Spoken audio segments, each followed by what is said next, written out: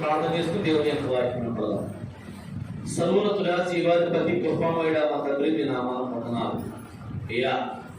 వాక్యం నీది నిలబడినటువంటి నీ దాసుడు యేసు నామములో నీ ఆత్మ మధ్యన సంచారము చెయ్యును గాక.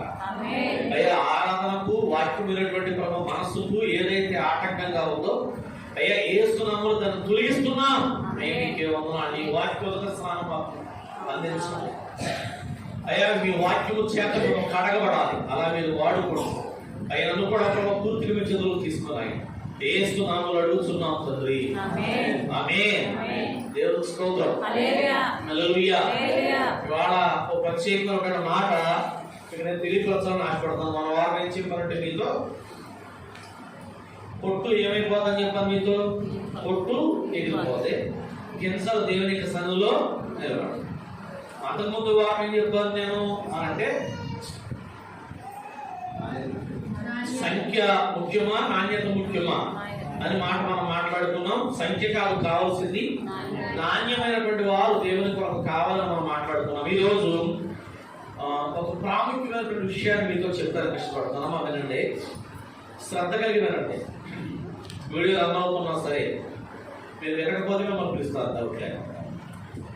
మనము ఎంత ప్రార్థన చేసినా, మనము ఎంత దేవునికి కాల్పించి దేవుని ప్రతి పనిలో మనం ఉండాల్సినటువంటి క్రమానుసారంగా మనం ఉన్నా ఎందుకో కొన్నిసార్లు మనకు జరగాల్సినటువంటి పనులు జరగాల్సినటువంటి కొన్ని కార్యాలు మనకే జరగవు.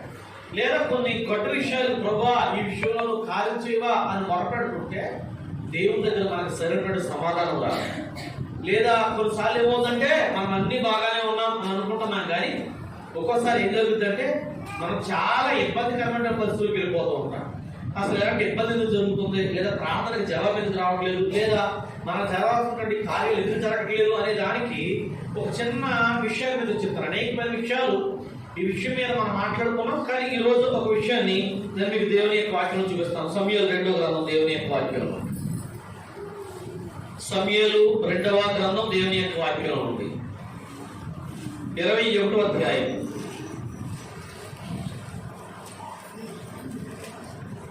21వ అధ్యాయం దేవుని యొక్క వాక్యం ఉంది. సమూయేలు 2వ గ్రంథం 21వ అధ్యాయము మొదటి వచనం దేవుని యొక్క వాక్యం చూద్దాం. 21వ అధ్యాయము మొదటి వచనం. దావీదు కాలమున 3 సంవత్సరములు విడవకుండా కరువు కలుగగా. దేవునికి స్తోత్రం, హల్లెలూయా. అది చూడదచ్చే దేవుని యొక్క వాక్యం దొరికిందా మీకు? 21వ అధ్యాయం మొదటి వచనం. దావీదు కాలమున 3 సంవత్సరములు విడవకుండా కరువు కలుగగా. దేవుని యొక్క నామానికి మహిమ కలుగును గాక. నాతో మాట్లాడండి, నా వైపు మీరు దృష్టి పెట్టడమా, నాతో మాట్లాడండి. మీరు దావీదు ఆత్మీయుడా కాదు, మాట్లాడండి. దావీదు ఆత్మీయుడా కాదు, దావీదు ఆత్మీయుడు. దావీదుని దేవుడు ఒక పేరు పెట్టాడు. ఏమనంటే దావీదు దేవుడు అన్నటువంటి మాట 4 వారాల కింద దివాటి కూడా మనం మాట్లాడుకున్నాం. దావీదుని సాక్షాత్తు దేవాది దేవుడు అన్నాడంటే నా హృదయానుసారుడు అన్నాడు దావీదు. దేవుని స్తోత్రం, హల్లెలూయా. దగ్గర 150 కీర్తనలు ఉన్నాయి బైబిల్ గ్రంథంలో. మనకి కీర్తన గ్రంథంలో 150 కీర్తనలు ఉన్నాయి. 150 కీర్తనలో ఎక్కువ కీర్తనలు రాసినటువంటి ఆయన ఎవరంటే దావీదు గారే. మంచి ప్రార్థనా పరుడు. రోజుకొచ్చి 3 సార్లు ప్రార్థన చేసేవాడు, రోజుకొచ్చి 7 సార్లు ప్రార్థన చేసేవాడు. ఏదైనా తప్పు జరగకుండా దేవుని దగ్గర చూసుకునేవాడు. ఒకసారి బత్షెబా విషయంలో తప్పు చేసినందుకు పరుపు తేలిపోయేలాగా కన్నీరు కార్చి కార్చి కార్చి ప్రభు యొక్క పాదాలు పట్టు నిలిచినటువంటి దేవుని యొక్క సేవకుడు ఆయన. దేవుని యొక్క నామానికి మహిమ కలుగును గాక. ఆయన ఆత్మీయతను చూచి, ఆయన ఆరాధనా గుణాలను చూచి గొర్రెలు కాచుకున్నటువంటి వాడిని దేవుడు ఏం చేశాడంటే ఇశ్రాయేలు ప్రజలకి రాజుగా చేశాడు. దేవుని స్తోత్రం, హల్లెలూయా. అలాంటి దావీదు కోసం ఏమన్నాడంటే దావీదు కాలంలో విడవకుండగా 3 సంవత్సరాలు కరువు కలిగింది. దేవుని స్తోత్రం. కరువు రావడం కారణాలు దావీదే కాదు. మాట్లాడండి. దావీదు ఆత్మీయుడు, మనకు కరువుకి వచ్చింది. దావీదు ప్రార్థన పరుడు, మనకు కరువుకి వచ్చింది. దావీదు ఏనాడు ప్రార్థన మారకుండా దేవుని సమయాన్ని దేవునికి ఇచ్చేవాడు. ఎవరిస్తారండి? వెండి బంగారం దేవుని కొరకు. వెండి బంగారం దేవుడికి ఇచ్చేవాళ్ళు ఎవరున్నారో అమ్మ మాట్లాడడం మీరు వినండి. దేవుడికి దశమ భాగం ఇవ్వడం వేరు, ప్రథమమైన దాన్ని ఇవ్వడం వేరు, మొదటి భాగం ఇవ్వడం వేరు, మొదటి దాన్ని ప్రతి దాన్ని దేవుడికి ఇవ్వడం వేరు. వెండి బంగారం కూడా దేవుడికి ఇచ్చిన తర్వాత దావీదు తనకు మాట ఏంటంటే, ప్రభువా నన్ను ఇంకా నీకేమి ఇమ్మంటావు ప్రభువా, ఇవ్వడానికి నీకు ఇవ్వడానికి నా దగ్గర ఏముంది, ఏదైనా ఇవ్వాలి ప్రభు నీకు అనేటువంటి వాడు. దేవునికి స్తోత్రం, హల్లెలూయా. అప్పుడు ఏమన్నా తెలుసా, అయ్యా దేవుని యొక్క మందిరం కట్టడానికి నీకు బంగారం ఇచ్చావు, వెండి ఇచ్చావు, వెలగలు కర్ర ఇచ్చావు, మంచి మంచి విలువైనటువంటి రాళ్ళు ఇచ్చావు, ఇవన్నీ నా ఇచ్చినావు. కానీ ఓ మాట అంటాను మీరు ఏంటంటే, నాకు ఇష్టమైనటువంటి కానుక ఉంది అని దేవుడు దావీదు గారితో చెప్పాడు ఒక మాట. ఏంటమాట అంటే, విరిగి నలిగిన హృదయమే నాకు ఇష్టమైనటువంటి పదులు అన్నటువంటి మాట. దేవుని యొక్క నామానికి మహిమ కలుగును గాక. అలాంటి దావీదు గారి కాలంలో ఎంతకాలం కరువు వచ్చిందని దేవుని యొక్క వాక్యం రాబడింది అంటే, 3 సంవత్సరములు విడువక కరువు వచ్చింది. ఏం చేస్తున్నాడు దావీదు గారు చూడండి, చదవడం 2 దావీదు యెహోవాతో, ఎవరితో మనం చేసాను, యెహోవాతో మనం చేసాను. అందుకు యెహోవా ఎలా సెలవిచ్చెను, సౌలు గిబియోనీయులను హతము చేసెను గనుక అతని బట్టి నరహంతకులకు అతని ఇంటి వారిని బట్టి శిక్షగా ఈ కరువు కలిగేది. దేవునికి స్తోత్రం చెప్పండి, హల్లెలూయా, హల్లెలూయా. అయ్యా నేను ఎంత ప్రార్థన చేస్తున్నాను ప్రభువా, ఎంత ఆత్మీయంగా ఉన్నాను ప్రభువా, లోకంలోనికి పాపంలోనికి పోవట్లేదు కదా నాయన. అయినా నా యొక్క పరిపాలనలో నాయన 3 సంవత్సరాలు విడవకుండా కరువు రావడానికి కారణం ఏంటో నాకు బయలుపరచు ప్రభువా అని ఆ దేవుని సేవకుడు దావీదు గారి కన్నీరు కార్చి ఏడుస్తున్నాడు. దేవునికి స్తోత్రం, హల్లెలూయా. కరువు అంటే దేశమంతా వచ్చేది కదా, ఇతను ఒక్కడదే కాదు కదా. అప్పుడు ప్రార్థన చేయాలో వద్దా, మాట మీద వినపడుతుందా? నేను ఇంకా అందరూ చెప్తున్నాను. చాలా విపరీతమైనటువంటి వర్షాలు వచ్చి నెల్లూరు జిల్లా, చిత్తూరు జిల్లా కొన్ని ప్రాంతాలు కొట్టుకుపోయాయి. కొన్ని రోడ్లు లేవు, కొన్ని రైల్వే ట్రాక్లు లేవు. లేదా ఇంకా చెప్తాను మీకు ఇంకా అర్థమవడాలి. కరోనా వచ్చింది. కరోనా మన దేశం ఒకటే వచ్చిందా? కరోనా ఎక్కడ వచ్చింది? మొత్తం ప్రపంచమంతా వచ్చింది. ఎలాంటి మనం ఏమనుకుంటాం తెలుసా? ఇది మన ప్రదేశమే వచ్చిందండి, మొత్తం ప్రపంచమంతా వచ్చింది. ఇది తప్పు నాదేమి కాదు అని మనం అనుకుంటాం. కానీ దేవుడి బిడ్డగా మనం ఏం చేయాలి తెలుసా? అది కరోనా అయినా, వర్షం వల్ల కలిగినటువంటి విపత్తు అయినా, లేదా ఇంకేదైనా సరే. ఇంకో మాట్లాడుతున్నాను మిమ్మల్ని మీరు ఏమండి, నవంబర్ యొక్క చివరి రోజుల్లో ఉన్నాం మనం. ఈ టైం ఎప్పుడైనా వర్షాలు చూసామని మనం, ఈ టైంలో మంచి చలి ఏమంటే అవునా కదా. రేపాటికి అన్ని పొలాలు చక్కబడిపోయి, ఎవరి పొలాలు చక్కబడుతుంది. వాళ్ళు ఎక్కడ చేసిన రైతులు కోతలు కోయకుండా ఉన్నవాడు పొలాల మీద కూర్చుని ఏడుస్తున్నారు.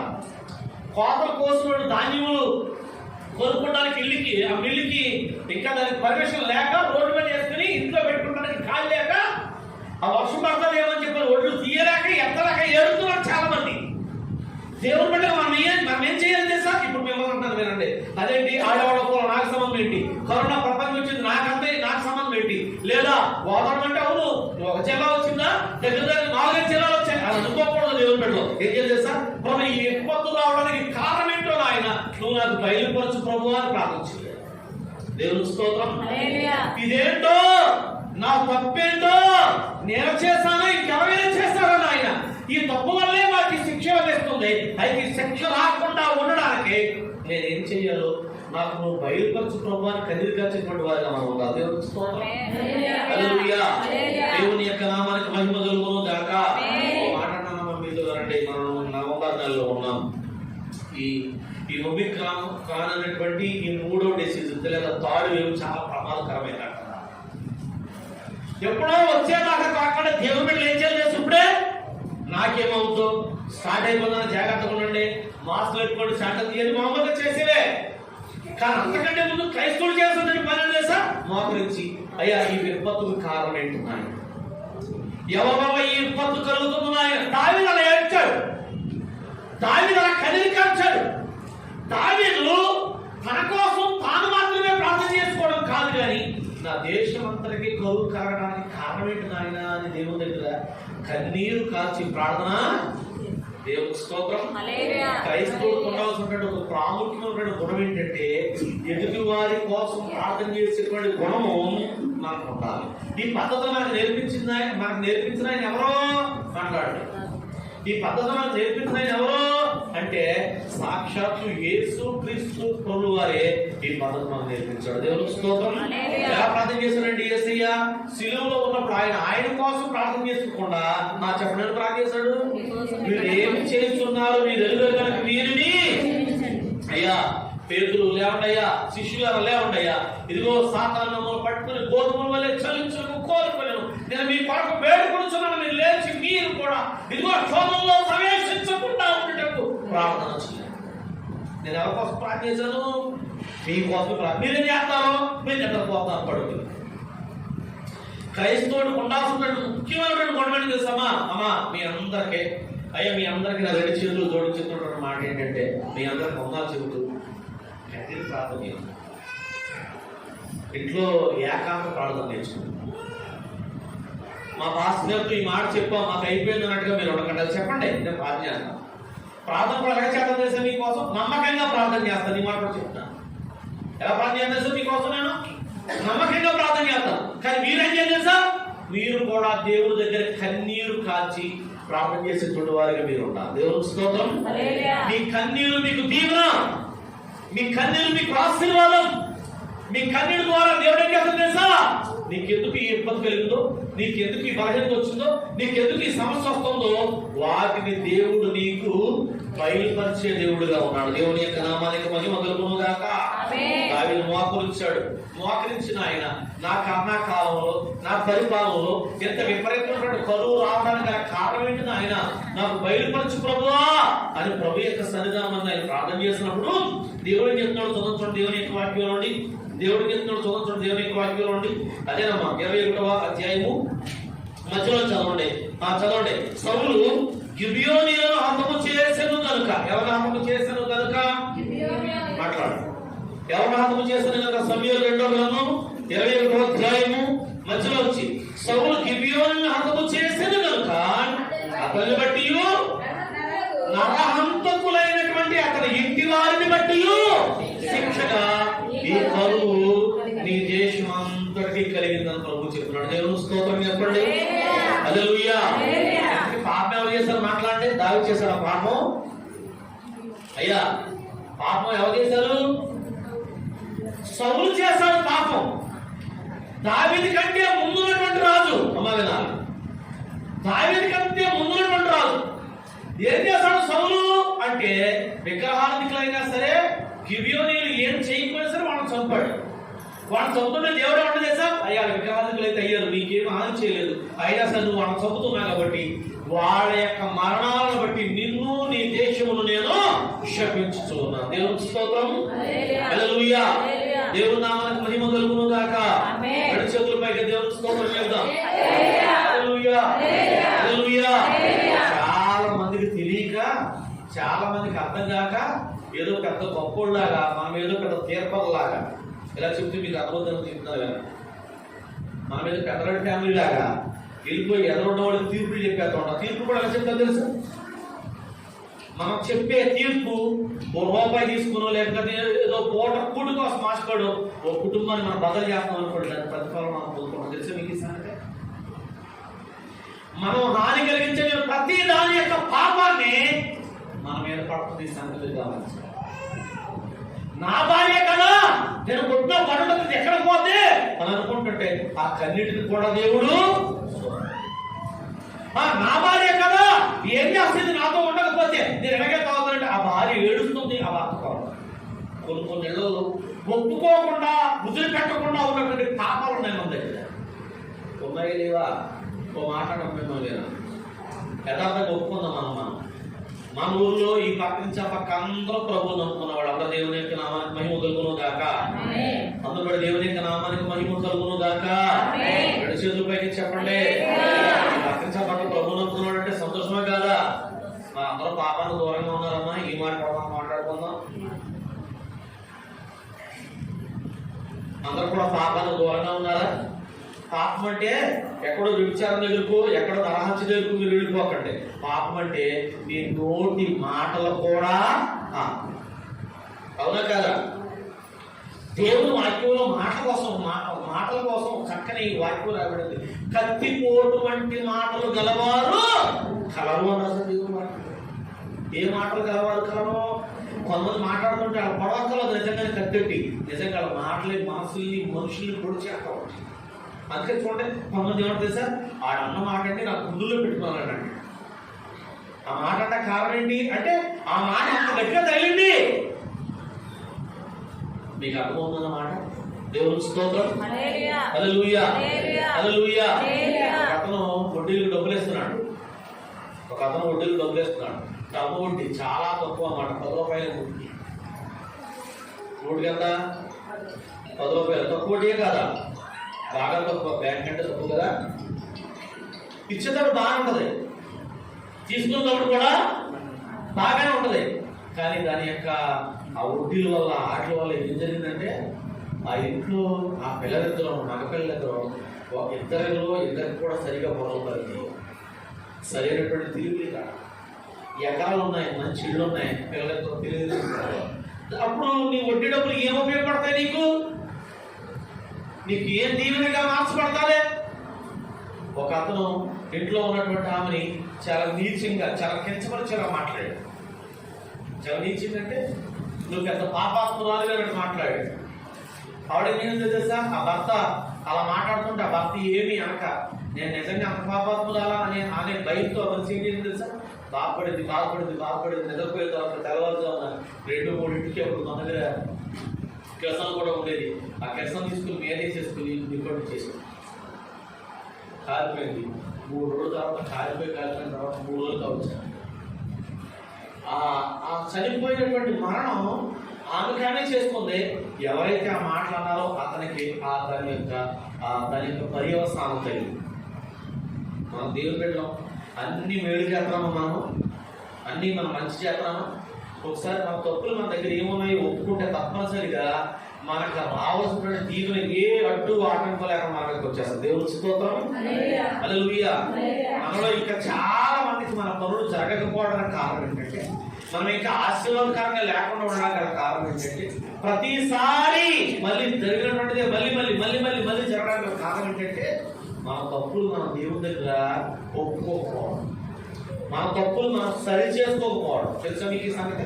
దేవుని యొక్క నామానికి మహిమ కలుగుతాడు. నిజానికి పాపం చేసింది ఎవరో? సౌలు బట్టి దాని ప్రతిభ ఎవరికి వచ్చింది? దావీదు మీదకి అతని రాజ్యం మీదకి వచ్చింది. కానీ అతని పాపాన్ని ఎవరు ఒప్పుకున్నారంటే సౌలు యొక్క పాపాన్ని దావీదు ఒప్పుకున్నాడు. దేవుని స్తోత్రం. హల్లెలూయా. సౌలు యొక్క పాపాన్ని ఎవరు ఒప్పుకున్నారు? సౌలు యొక్క పాపాన్ని దావీదు ఒప్పుకున్నాడు. మీకు మాట చూపిస్తాను చూడండి, చాలా ప్రాముఖ్యమైనటువంటి మాట నేను చూపిస్తాను చూడండి దయచేసి. యోహాను సువార్త 5వ అధ్యాయం. యోహాను సువార్త 5వ అధ్యాయం దేవుని వాక్యం.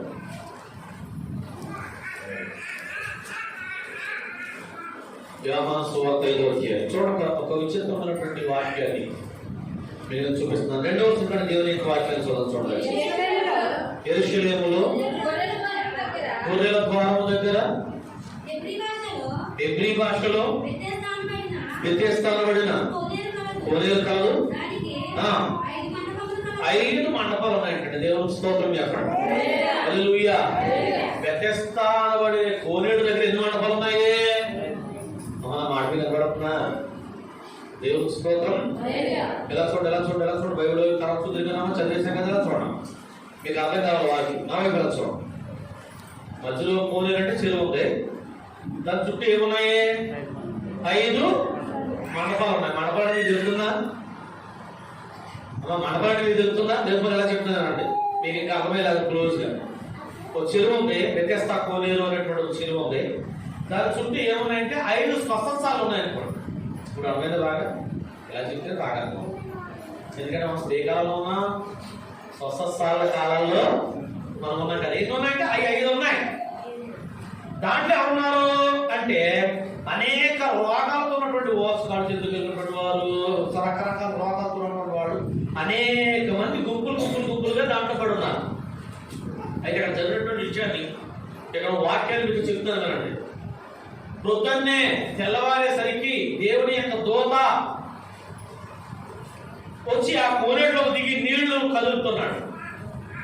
ఆ నీళ్లు కదిలించబడిన తర్వాత ఎవరైతే ముందుగా ఆ చెరువులో దిగుతున్నారో, ఆ కోనేటిలో దిగుతున్నారో, దిగిన వాడు ఏ వ్యాధి కలిగినాడు వాడైనా వాడికి వెంటనే స్వస్థత కలిగేస్తుంది. దేవుని స్తోత్రం. బాగుందా అమ్మా, బాగుందా?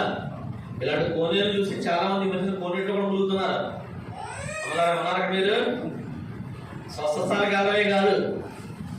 ఒక ఆయన అన్నాడు మా సిలువ కోనేరులో ములుగుతుంది కదా రండి అన్నాడు. ఇంకా ఆయన ఏమో మా దగ్గరే బెకస్తా కోనేరులో రండి అన్నాడు. ఈ పక్కన దూతనే ఆ పక్కన దూతనే విగ్రహాలా చేశాడు. మధ్యలోకి వెళ్ళి నీళ్ళలో మొలగడమే. ఒక ఆయన ఏమో కోనేరే సిలువలా తొలగించాడు. సిలువలా ఉన్న ఆ కోనేరులో ఏసయ్య అనుకుంటే ఈ పక్క నుంచే పట్టుకుంటారు జనాలు.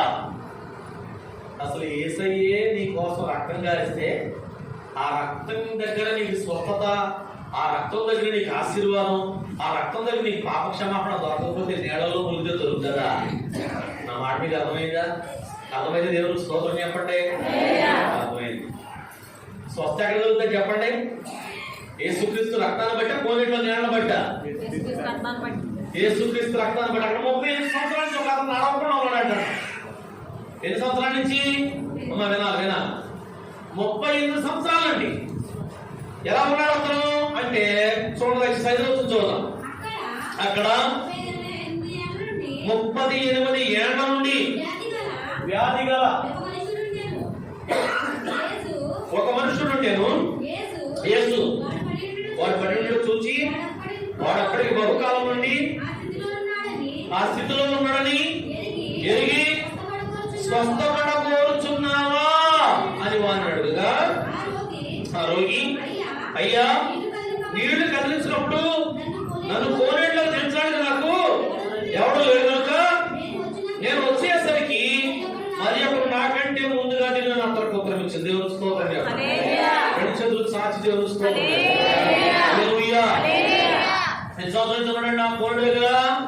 38 సంవత్సరాలు చెప్పాలి అందరూ కూడా. ఎన్ని సంవత్సరాల నుంచి? 37 సంవత్సరాలు. 37 సంవత్సరాలు అంటే ఎక్కువ తక్కువ? రోగం వచ్చి ఎన్ని సంవత్సరాలు? అతని వయసు కాదు, రోగం వచ్చి 38 సంవత్సరాలు. మాట్లాడడం జరిగానండి. యేసుప్రభు ఎంతకాలం జీవించాడు ఈ లోకంలో? 33.5 సంవత్సరాలు. అంటే యేసుప్రభు వయసు కంటే వీడు రోగం వచ్చిన వయసే ఎక్కువ. సీనియర్ రోగం అన్నమాట. మీకు అర్థమైందా? చాలా సీనియర్ పేషెంట్ అన్నమాట. డైలీ కష్టాలు. డాక్టర్ కూడా కొంతమంది డైలీ కష్టాలు ఉంటారు కదా, మీకు తెలుసా సంగతి? దేవుని స్తోత్రం. హల్లెలూయా. రేపు తలపడొద్దేమో ఇవాళ టాబ్లెట్ వేసుకుని ఉంటారు కొంతమంది. కొత్త వేరియంట్ వస్తుందంటారు అనగానే కరోనా రాకముందు కరోనా ఫీల్ అయిపోయి చాలా మంది ఉంటారు. ఉంటారుంటా సత్యంగా ఉందండి నాకు డైవర్ట్ వచ్చేది అనుకున్నాడు ఉంది. నేనేమనుకుంటా అంటే రేపు చచ్చిపోతాను అనుకోండి, అవి లేదు బదులు బదులుతాను ఉంటాను నేను. అదంతా రివర్స్. దేవుని స్తోత్రం. నా భాషలో అయితే నాకంటే మరి ట్యాబ్లెట్ కూడా వేసుకోవడం ప్రార్థన చేసుకోవాలి. నేనేమో ట్యాబ్లెట్ వేసుకుని ప్రార్థన చేసుకుందాం అంటాను. నా భాషలో అసలు ట్యాబ్లెట్ కూడా ఇవ్వకుండా ప్రార్థన చేసుకుందాం, దేవుని దగ్గర ఉందాం ఒక 3-4 గంటలు అని అంటది అన్నాడు. భయపడవలసిన అవసరం లేదు. దేనికి భయపడవలసిన అవసరం లేదు అంటే యేసుక్రీస్తు సిలువ రక్తం చేత కడగబడినటువంటి వారు కనుక దేవుని స్తోత్రం. మాట్లాడుతున్నామా? మీరు నాకు సమాధానం చెప్పండి. అయ్యా ముందరమ్మా అందరం మీరు ఎక్కడున్నామా? 35 సంవత్సరాల నుంచి అక్కడ ఉన్నాడమ్మా గొడ్డు మీద. ఎలా చూడాలి నా వైపు? నాకు మీరు సమాధానం చెప్పండి. ఎక్కడి నుంచి నడువు కింద నుంచి కాళ్ళు పనిచేయదు. ఆ గొడ్డోడు వేసుకుని కింద నోడు చేతులు జరుపుకుంటా 35 సంవత్సరాల్లో ఏదో ఒక రోజు కనీసం దొర్లన్నా పొరులన్నా కోనేటిలో పడగలడా పడలేడా? నా మాట మీకు అర్థమవుతుందా? ఒకసారి వాక్యాన్ని వినడం కాదు ఆలోచించండి, వినేసి వెళ్ళిపోవడం కాదు ఆలోచించండి. 38 సంవత్సరాల నుంచి అక్కడే ఉన్నవాడు పడదాము, దాంట్లో స్వస్థత పొందుకున్నాము అన్న ఆలోచన పూర్తిగా ఉంటే పొరులో దాంట్లో పడచ్చపడలేదా? వేసే తిన్నగా అందరికి వెళ్ళి అయ్యా నువ్వు స్వస్థత పొందుకోవాలనుకున్నావు అంటే ఆడేమన్నా చేసండి, నీళ్లు కదిలించడానికి దోపత్రం నన్ను దిగుతాను కూడా ఎవరు నాకు లేదు. కొంతమంది ఏడుపు ఎప్పుడు చూసినా సరే పక్కడి మీద ఉంటుంది చూపు ఎడపైన బతుకలు చూసుకోడు. అవునా కదా? నాకు ఒంట్లో బాగా రాలేదు, నాకు ఒంట్లో బాగా ఏది రాలేదు, నేను ఆడకు బాగుపోతే వెళ్ళాను, ఏళ్ళకు బాగుపోతే వెళ్ళాను, అమావాస్యను ఎట్టెట్టాను, పొంగనాడు పూరెట్టాను అన్న మాట ఎంత బాగా చెబుతారు. నువ్వు చేయగలిగిన సత్తా ఉన్నప్పుడు, నీకు ఆ సామర్థ్యం దేవుడిచ్చినప్పుడు అసలు పక్కోడి కోసం మనం ఎందుకు చూడాలి? వస్తే దేవుని స్తోత్రం, రాకపోయినా నా పని చేసుకోగలిగే సత్తా దేవుడు నాకు ఇచ్చాడు, ఇంకా భయం ఎందుకు? నా అడవికి అర్థమవుతుందా? చిన్నగా ఏసై వచ్చి స్వస్థపడాలనుకుంటున్నావా అన్నప్పుడు ఏమనాలి? రోగానికి స్వస్థత కావాలి. వద్దనుకోండి, ఎక్కడే బాగుంది, వచ్చిన కాళ్ళు పాల పెడతారు, చక్కగా కోడి మాసం పెడతారు, పులిహలు పెడతారు, ఎక్కడ తినేసి ఇక్కడే బాగుంది నాకు అంటే నాకు వద్దు అని చెప్పాలి. కానీ ఏమంటాడు? వద్దు అని చెప్పట్లేదు, కావాలని చెప్పట్లేదు. ఏం చెప్తున్నాడు? నన్ను చెప్పడానికి నాకు ఎవరో లేదు అన్నాడు. కానీ ఏసై ఏమన్నా చేసిన అతన్ని చేపట్టుకున్నాడు, పట్టుకుని ఒక అద్భుతమైన మాట చెప్పండి, పరుపు ఎత్తుకు నువ్వు అన్నాడు. దేవుని స్తోత్రం, హల్లెలూయా. అన్నాడు 38 సంవత్సరాలు మోసింది నీ పరుపు, మాసిపోయింది, సీకిపోయింది, నేను మోసి పరుపు. ఇప్పుడు నువ్వేం చేయాలంటే, నీవు లేచి ఎంతకాలం మోసిన పరుపు నువ్వు పట్టుకుని నడు అనగానే వెంటనే వాడు లేచి పరుపెత్తుకుని నడుచుకుంటూ తెలియబడి చూడదచ్చి దేవుని వాక్యం నుంచి ఎందులో చూసామండి? యేసు నీవు లేచి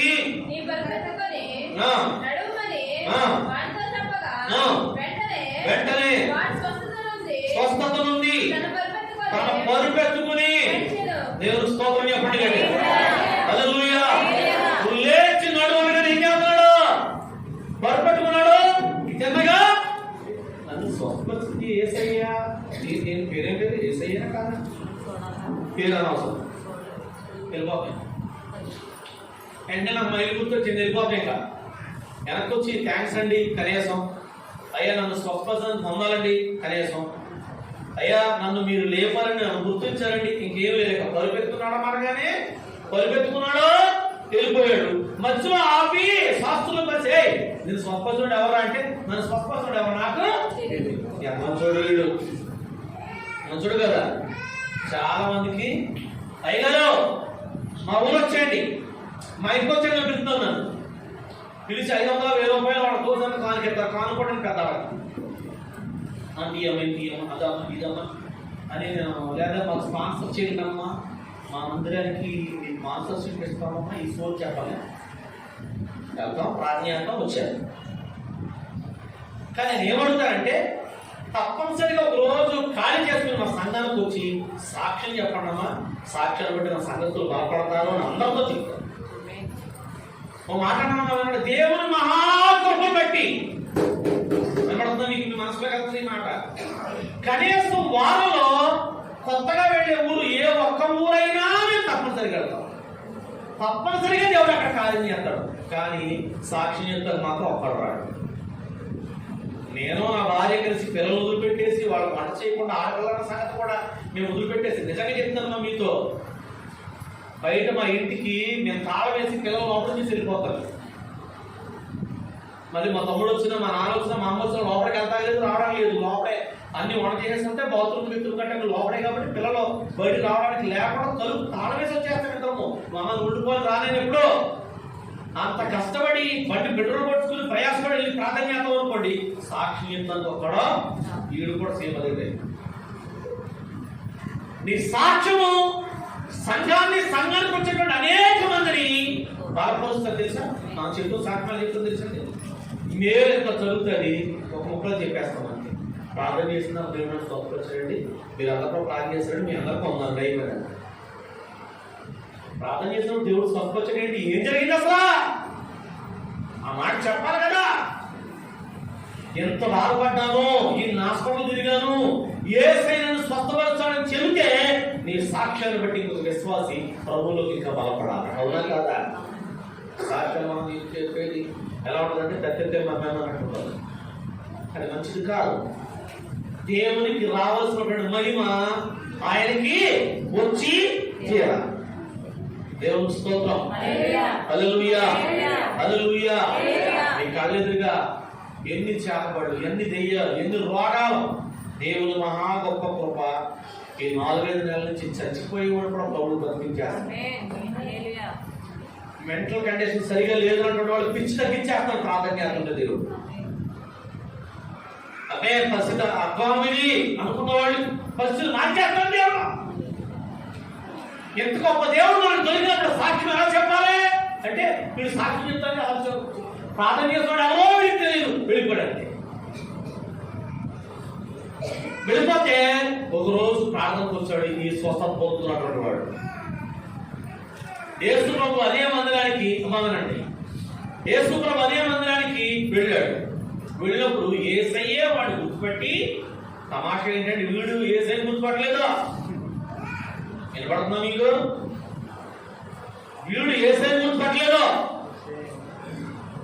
యేసయ్య వీడిని అయ్యారు మా వానకున్నామా ఏదో వచ్చారండి, మీరు నాకు మాత్రం పరిస్థితి బాగాలేదు అయ్యారండి. అదే ఆత్మ సాక్షి చెప్పినప్పుడు ఎందుకుండదు, ప్రార్థన కొత్తమన్నప్పుడు ఎందుకుండదు? అవునా కదా? మీరు రావాలండి, మీరు కంపల్సరీ రాకపోతే ఎలాగండి అంటే అది వచ్చిందో ఇది వచ్చిందో ఏమొచ్చిందో తెలియదు, మన బండి స్పీడ్ వెళ్ళిపోతుందంటే. దేవుడి దగ్గర సాక్ష్యం చెప్పేటప్పుడు కూడా ఆ ఆత్మత చెప్పాలన్నటువంటి ఆలోచన నీకు అంత బలంగా ఉండాలి. బాగున్నావయ్యా అని అన్నాడు వేసి. ఏమన్నా మీరు అంటే ఇదేంటి బాబు, నువ్వు నడవడం కారణం నేనే, నేను స్వస్థపరచుకోండి నేనే. ఏసై పరిచయం చేసుకున్నాడు. మళ్ళీ వాడు పరిచయం చేసుకుని ఏసై అన్నాడు, చూడదచ్చింది దేవుని యొక్క వాక్యం నుండి 11వ వస్తున్నాడు చదువు, మీకు ఇప్పుడు చెప్పిన క్లారిటీ అవుతుంది.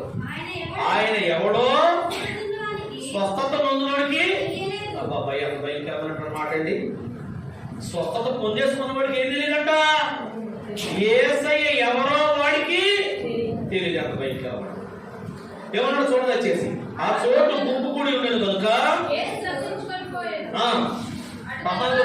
అడు తర్వాత యేసు దేవాలయంలో వాడు చూచి, ఇదిగో స్వస్థత పొందుకున్న బాబు, మరి ఎక్కువ కీడు నీకు కలగకుండా ఉండడానికి ఇక పాపము చేయకమని వాడితో దేవుడు స్తోత్రం చెప్పండి. మరి ఇంకా ఎక్కువ రోగాలు నీకు వచ్చేయకుండా ఉండాలి, నువ్వేం చేయాలి? పాపము చేయకు అని చెప్పాడు. అంటే ఆ రోగం ఎందుకు వచ్చింది? 30 సంవత్సరాల రోగం మనకి పాపం చేయడం వల్ల మీకు అర్థమైందా? మన పాపాలు మనం ఏం చేయాలి దేవుని దగ్గర? అట్లా అంటే మన పాపాలు మనం దేవుని దగ్గర ఒప్పుకోవాలి. దేవుని స్తోత్రం. మన పాపాలు మనం ఏం చేయాలండి? మాట్లాడండి, మాట్లాడితే ఒప్పుకోరా? ఒప్పుకోలేదా? ఒప్పుకుని మళ్ళీ పాపం చేసేదా? ప్రతి ఆధారం విశ్వాసాల ప్రార్థన ఏ వారం తాకి ఏ వారం తాకి ప్రతి వారం తాకి కదా. ప్రభా నేను పరిశుద్ధుడు ప్రభా అని ఫ్రెండ్స్ ఎప్పుడన్నా చెప్పాడు. ఇప్పుడు నాకు అలవాటు ఉందండి, సిగరెట్ కాల్చి అలవాటు ఉంది, తాగుడని అలవాటు ఉంది, ఊరికనే అలవాటు, ఏదో అలవాటు ఉంది. ఉన్నప్పుడు ప్రభా ఇదిగో నాయన ఈ పాపాలు వదిలిపెట్టేస్తున్నా, ఇది మళ్ళీ చేయకుండా నాకు సహాయం చేయడం. పశ్చాత్తాపడవద్దా? ప్రభు ఈ వారం చేసిన పాపం ఈ వారం మీరు క్షమించేయండి ఆయన, ఈ వారం రోజులు చేసింది ఈ రోజు మీరు క్షమించేస్తే మళ్ళీ సోమవారం కొత్తగా స్టార్ట్ చేస్తాను ఆయన అంటే ఒప్పుకునే పద్ధతి. దేవుని స్తోత్రం. హల్లెలూయా. మమ్మల్ని గర్వంగా చెప్తారు సార్ అంటే నేనేంటో మాకు తెలుసు, నా తప్పు ఒప్పుకున్నానండి, ఒప్పుకున్నా మాకు ఎప్పుడు పెడతాం, తర్వాత వదిలిపెడతాం. ఎప్పుడే కాదు, ఇంకా కొంచెం అలాగే పట్టు ఉంది, ఓపుగా ఉంది. అలాగే కొంతమంది దేవుని స్తోత్రం. కొంతమంది ఎప్పుడో తెలిసి ప్రార్థన మరీ ఘోరంగా పళ్ళు సార్ ఊడిపోయి తెల్ల జుట్టు అయిపోయిన తర్వాత వచ్చి అల్లి నోట్లో చూసొచ్చారు తోసుకెళ్ళా. వయసు అంతా అయిపోయిన తర్వాత నువ్వు ఎవరు కావాలి? డిఎల్ మోడీ గారు ఒక అమ్మాయి దగ్గరికి వెళ్ళి, అమ్మ నాన్న ప్రార్థన వస్తారా, నువ్వు కూడా ప్రార్థనకు రా అన్నాడట ఆయన. అంటే ఆ అమ్మాయి ఇక్కడికి కట్టోట్ వేసుకుని అమెరికాలో ఈ జర్మనీ జపాన్ వెళ్ళదాకా అలా ఉన్నది.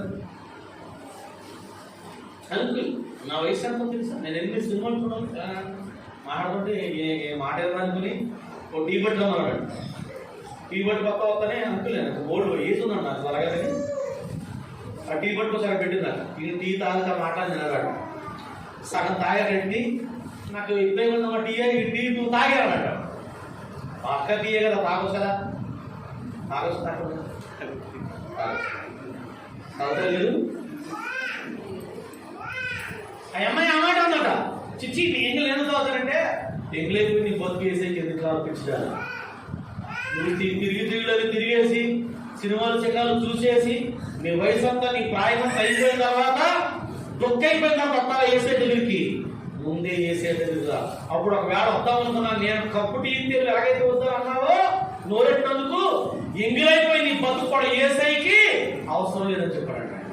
వెంటనే మౌలు మనసుకుంది. దేవుని స్తోత్రం. ఎప్పుడొక్కో పాపాలనే ఇప్పుడే వదిలిపెట్టండి. దేవునికంటే దేనికైతే మనం ఎక్కువేస్తున్నామో సమయం, దానివల్లనే పాపం మనం చేస్తున్నాము, దానివల్లే మన కుటుంబం ఇంకా దీవించబడటం లేదు. కొంతమంది ఎంత చెప్పనివ్వండి పాస్టర్ గారు, ఎంత చెప్పనివ్వండి, ఎంత గుచ్చుకునేలా చెప్పిన వాక్యం ఆ బ్యాక్వర్డ్ దగ్గర వాడు ముహూర్తానికి మమ్మల్ని పెళ్లి చేయమంటాము, పేరటాలు చేయమంటాము, ఇంకోటి కూడా మా బాగా కాలం ఉండే ఇల్లండి, మంచి చెడు చూసుకోకపోతే ఎలాగంటే ఏసీ కావాలి. అప్పుడు కూడా అమ్మ ఏదో బ్యాక్వర్డ్ చేపిస్తాం, ఆ గృహప్రవేశం, ఆ పెళ్ళు, ఆ పేరటము. విశ్వాసం చనిపోయాడు. మన విశ్వాసం చాలా బాధపడ్డాడు. సమాచారం దగ్గర చేసాం, ఏదో మాకు చూసినటువంటి సాయం చేద్దాం అంత నమ్మకం అడుగుతున్నా. ఎవరన్నాడంట 6 నెలల ఇంట్లో కొనకూడదు. ఎవరంటారు చెప్పండి.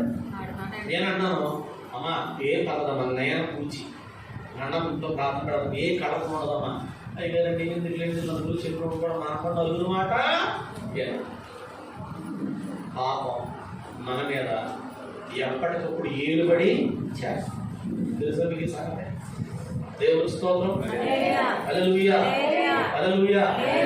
ఇంకా వారాల వరకు చూసేవాడు ఎంతమంది ఉన్నారు, ఇంకా ఎదురు చూసేవాడు ఎంతమంది ఉన్నారు, ఇంకా నిలబడి పంట ముద్దెట్టుకునేవాడు ఎంతమంది ఉన్నారు, గడపందని పీలేవాడు ఎంతమంది ఉన్నారు, ఇంట్లో బాగా వచ్చి గడప మీద కూర్చొని ఏమే అని మొగుడికి ఏకైతే నీకు గుర్తుందా లేదంటే లక్ష్మీదేవి రావట్లేదే అని తిట్టుకోవడం ఇంకెంతమంది ఉన్నారు. అదే ఇదిలా డబ్బులు కింద పోతే కళ్ళ తీసుకుని ఇంకా అద్దుకునేవాడు ఎంతమంది ఉన్నారు. దేవుడు అంటున్నాడు సంగతి మర్చిపోయి. అవునా కాదా? మన తప్పులు మనం ఒప్పుకోవాలి.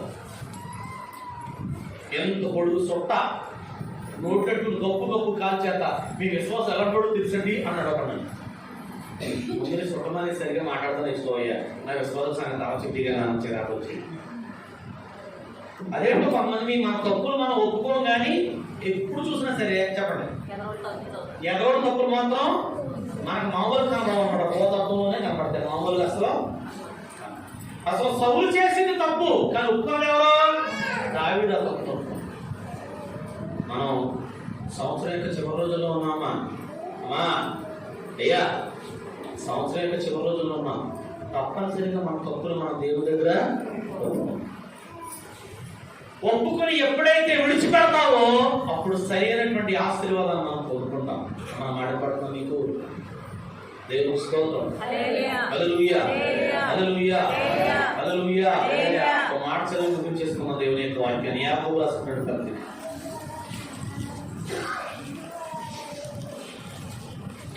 5వ అధ్యాయం దయచేసి.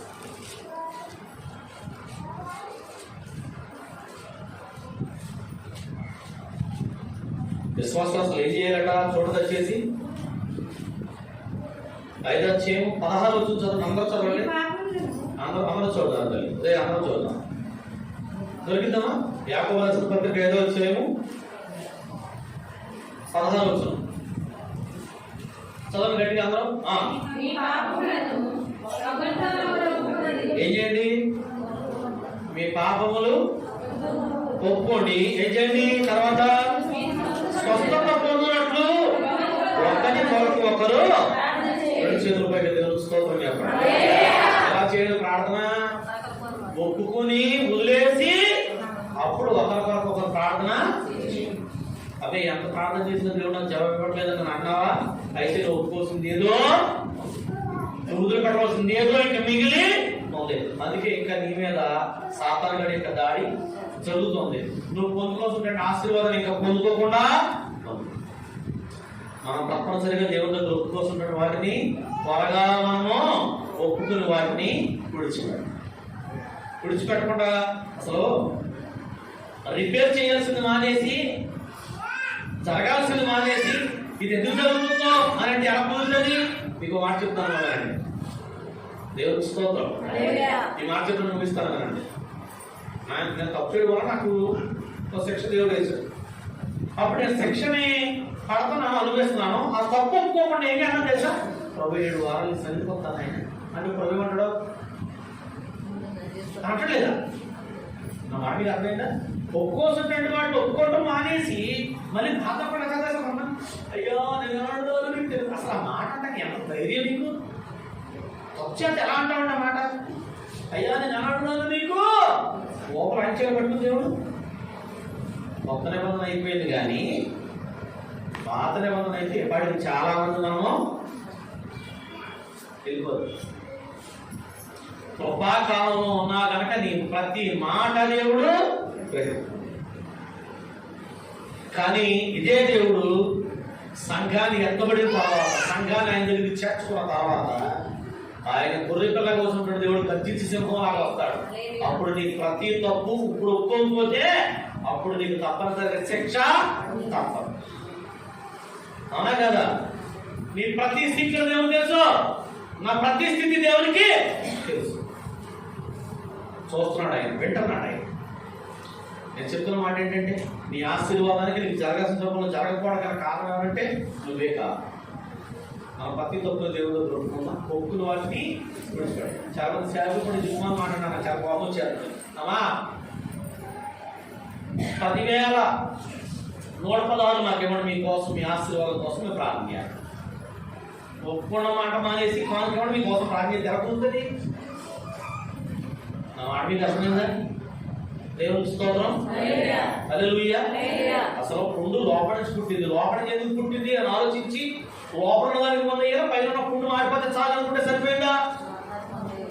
అప్పుడు మళ్ళీ వస్తుందా లేదా? ఒక అతనికి దెబ్బ తగిలింది, పుండెళ్ళప్పుడు పైన పోతేసేస్తున్నారు, బాగానే ఉంది. లోపల ముళ్ళు ఉడిపోయింది. ఆ ముళ్ళు ఉడిపోయిన దాని పైన గాయం మాడిపోయింది. మళ్ళీ ఒక 10-15 రోజుల కాలం మళ్ళీ చిన్న గాయంలో బయటకు వచ్చింది. మళ్ళీ దాన్ని ఓపెన్ చేశారు. ఏంటంటే మళ్ళీ వస్తుంది. మళ్ళీ పైన మళ్ళీ పోత పూసారు. మళ్ళీ కట్టుకట్ట తగ్గిపోయింది. మళ్ళీ 3వ అయింది. ఆ 3వ తర్వాత మొక్కలు సర్టిఫై కాలు తీసేసి వచ్చింది. ఉన్న తప్పు తీసేయకుండా ప్రభువా నేను ఎలాంటిదాను నన్ను నువ్వు దీవించు అంటే ఎలా దొరుకుతుంది? నేను పాపిని నువ్వు వదిలిపెట్టడం ప్రపంచ పని ఎవరో ఉప్పు వదిలిపెట్టడం మానేసి వదిలిపెడితేనే దీవించబడదు. వదిలిపెడితేనే రావాల్సిన ఆశీర్వాదం మనకు సరిగా మనము పొందుకుంటాం. కాబట్టి గమనించాలి. వాక్యం వినేసి వెళ్ళినటువంటి వాళ్ళు కాకుండా దేవుడు దొరుకుతున్నాం. ఆయన దగ్గర మన ప్రతి తప్పుని మనం తప్పుకోవడం అనేసి ఒప్పుకొని విడిచిపెడదాం. ఈ మాటలు ప్రభు దీవించాల్సి దీవించడం కాక ఆమేన్. ప్రార్థన చేసుకున్నాం. ప్రార్థన చేయాలి.